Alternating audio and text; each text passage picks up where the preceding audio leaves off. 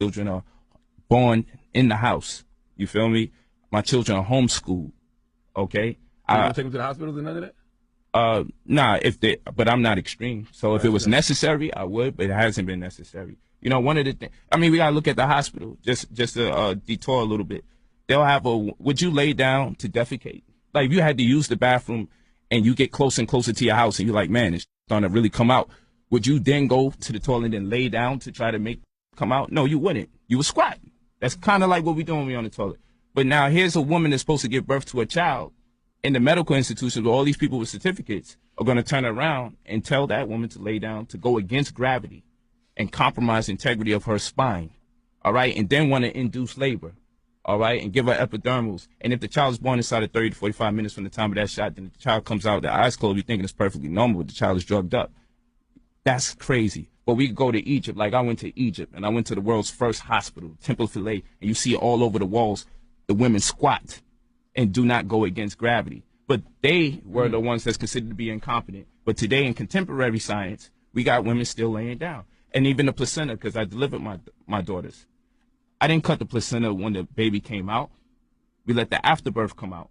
And we let the placenta continuously contract so the rest of the stem cells could get to the child, which would diffuse the potentiality of the child actually getting sick. And it heightens that child's consciousness. Absolute fact, my daughter was 4 years old speaking 4 languages, my Hotep Atumre. So, but we cut it the second the child was born. And if we were to go to the hospital right now and say, I would like to keep the afterbirth, they would give us hell. We would have to sign all sorts of applications and everything just to have entitlement to something that comes out of that woman's body. We would actually sign off papers if we had to go to the hospital for the people that tell, make sure you get your placenta, make sure you get your afterbirth.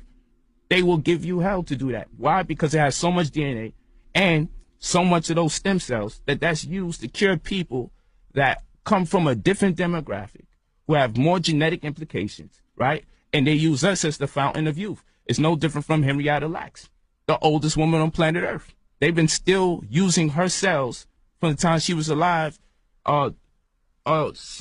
decades ago, okay? Henrietta Lacks, they use her cells to create the remedy and the cures for several of the diseases that we are subject to today as a black woman. And we look her up and we'll see they've been using her DNA from the time that she died without the permission of her family to cure people of other races.